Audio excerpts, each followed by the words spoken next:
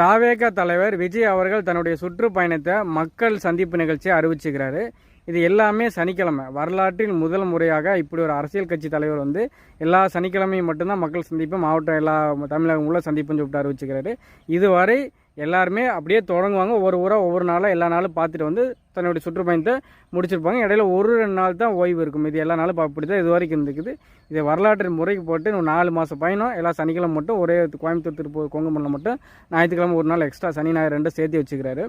இது வந்து ஏன் அப்படின்னா சனிக்கிழமை தான் பள்ளி, ஸ்கூல், காலேஜ் பசங்களுக்கெல்லாம் லீவு. அதனால் வந்து அதில் தான் அறிவிச்சுக்கிறாங்க. இது ஒரு வீக்கெண்டு கட்சி, வார இறுதி கட்சி அப்படின்னு சொல்லிட்டு முழு நேரம் இதாகி போச்சு. ஏன்னா வீக்கெண்டு தானே படத்தை பார்த்து விஜய் என்ஜாய் பண்ணுவாங்க. மற்ற நாளில் எதுவும் தெரியாது, கூட்டம் கூடாது. அதுக்காக வந்து வீக்கெண்ட் கட்சி அப்படின்னு சொல்லிட்டு வார இறுதி கட்சி அப்படின்னு சொல்லிட்டு இது மாதிரி 100க்கு 100 அதில் வச்சா கூட்டம் குடிமுறை அப்படின்னு சொல்லிட்டு 100க்கு 100 உறுதியாயிடுச்சு. இதில் அவருக்கும் வேலை இருக்கா, திங்கள் டு வெள்ளி ஆஃபீஸ் ஒர்க்கு, அவருடைய வேலை பயங்கரமாக இருக்கும். அதனால் அவருனாலே வர முடியாது. அதனால் வந்து சனிக்கிழமை மட்டும் வச்சுக்கிறாங்க. வெற்றி பயணம், சுற்றுப்பயணம், மக்கள் சந்திப்பு நிகழ்ச்சி வெற்றி பெற வாழ்த்துக்கள்.